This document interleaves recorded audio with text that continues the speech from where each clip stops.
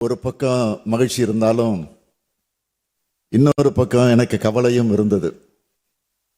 அதை நான் மறைக்க விரும்பல. இந்த பொறுப்பை நான் எப்படி செய்ய போகிறேன்? வாக்குறுதிகளை நிறைவேற்ற முடியுமா? மக்கள் விரும்பக்கூடிய வகையில் ஆட்சி நடத்த முடியுமா? மக்கள் மகிழ்ச்சி அடையும் வகையில் ஆட்சி நடத்த முடியுமா என்ற கவலைதான் எனக்கு இருந்துச்சு. முந்தைய 10 ஆண்டுகால அதிமுக ஆட்சியில் தமிழ்நாடு அனைத்து வகையிலும் அனைத்து துறையிலும் மிக மோசமான பின்னடைவை சந்திச்சு மோசமான நிலையை அடைஞ்சிருந்துச்சு. அதை சரி செஞ்சாகணும். அடுத்து நமக்கு மேலே இருக்கக்கூடிய ஒன்றிய அரசு அது ஒத்துழைக்காத ஒரு ஓரவஞ்சனை அரசாக இருந்தது. இந்த 2 நெருக்கடிகளையும் எதிர்கொள்ளணும் என்பதுதான் எனது கவலைக்கு மிக முக்கியமான காரணமாக அமைந்தது. இடியாப்ப சிக்கல்னு சொல்லுவாங்க. அப்படியான சூழலில் தான் நாங்கள் ஆட்சிக்கு வந்தோம். அதனால தான் கவலை கொண்டவனாக நான் இருந்தேன். ஆனால் இப்போ 5 ஆண்டுகள் கடந்த நிலையில் நான் சொல்கிறேன், நான் மிக மகிழ்ச்சியாக இருக்கேன்.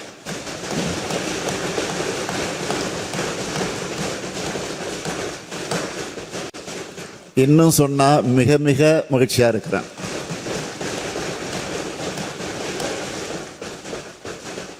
என்னுடைய மகிழ்ச்சிக்கு காரணம் மக்கள் மகிழ்ச்சியாக இருக்காங்க.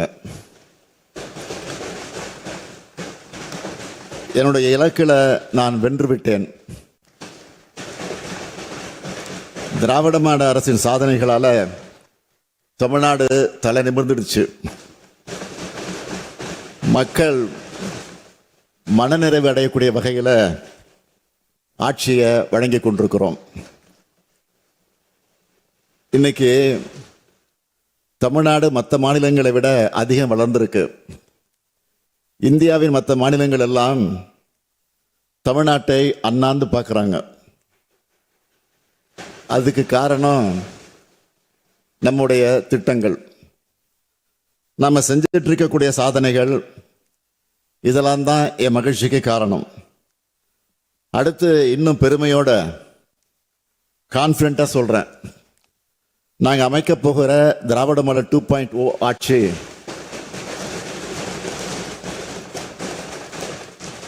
எங்கள் சாதனைகளை நாங்களே விஞ்சும் அளவுக்கு இருக்கும். ஆட்சி செஞ்சிருக்கக்கூடிய 5 ஆண்டுகள் வரப்போக ஒளிமயமான எதிர்காலத்தை உணர்த்துறதா அமைஞ்சிருக்கு. 6வது முறை ஆட்சி அமைந்த போது அது விடியல் ஆட்சியாக அமையும்னு சொன்னோம். அந்த விடியலை ஒவ்வொரு குடும்பத்துக்கும் ஏற்படுத்தி கொடுத்துருக்குறோம். கோடிக்கணக்கான மக்கள் மனங்களிலும் முகங்களிலும் மகிழ்ச்சியும் மனநிறைவையும் நான் பார்க்குறேன். அப்படிப்பட்ட விடியல் ஆட்சியோட மாபெரும் சாதனை திட்டங்களில் முக்கியமான சிலவற்றை மட்டும் நான் சொல்ல விரும்புகிறேன். ஆட்சி பொறுப்பேற்றதும் நான் போட்ட முதல் கையெழுத்தே மகளிருக்கான கட்டணமில்லா விடியல் பயணத்துக்கு தான். இந்த பயணங்களால் நாள்தோறும் 800 ரூபாய் முதல் 1200 ரூபாய் வரை ஒவ்வொரு மகளிரும் சேமிக்கிறாங்க. இதன் மூலமாக 2021 மே மாதத்தில் இருந்து இப்போ வரை தோராயமாக 60,000 ரூபாய் வரை சேமிச்சிருக்காங்க. பெண்களுக்கான மிகப்பெரிய சமூக பொருளாதார பலத்தை இந்த திட்டம் வழங்கியிருக்கு. அடுத்து கலைஞர் மகளிர் உரிமை திட்டம் 1,30,00,000 மகளிருக்கு மாதந்தோறும் 1000 ரூபாய் உரிமை தொகை வழங்குகிறோம். இந்த திட்டத்தில் இதுவரைக்கும் ஒவ்வொரு மகளிருக்கும் 29,000 ரூபாயை கொடுத்துருக்குறோம். அந்த பெண்கள் எல்லாரும் எங்க அண்ணன் கொடுக்கிற மாதாந்திர சீர்னு பெருமையோடு சொல்றாங்க. இந்த ஆண்டு தமிழர் திருநாளான பொங்கல் திருநாளை மிக சிறப்பாக கொண்டாட 2,23,00,000 குடும்பங்களுக்கு 3000 ரூபாயை வழங்கணும். தமிழ்நாடே மகிழ்ச்சியோட பொங்கலை கொண்டாடுச்சு. தமிழ்நாடு முழுக்க 20,59,000 பள்ளி குழந்தைகள் தினமும் காலையில் சூடான சத்தான சுவையான உணவை சாப்பிட்றாங்க. நான் முதல்வன் திட்டத்தில் 48,65,000 பயிற்சி சான்றிதழ்கள் வழங்கப்பட்டிருக்கு. புதுமை பெண் மற்றும் தமிழ் புதல்வன் திட்டங்களில் 12 லட்சம் மாணவ மாணவியர் மாதந்தோறும் 1000 ரூபாய் பெறுகிறார்கள். 2003 முதல் 2021 வரை அண்ணல் அம்பேத்கர் அயலக உயர்கல்வி திட்டத்தில் 6 மாணவர்கள் மட்டுமே பயனடைஞ்சாங்க.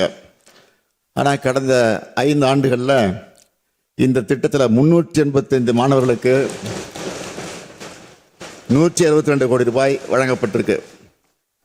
ஆக்ஸ்போர்டு உள்ளிட்ட உலகின் முன்னணி பல்கலைக்கழகங்களில் படிக்கிறாங்க. அரசு ஊழியர்கள், அந்த அரசு ஊழியர்களுடைய 23 ஆண்டு கால கோரிக்கையான உறுதியளிக்கப்பட்ட ஓய்வூதிய திட்டத்தை அறிவிச்சிருக்கிறோம்.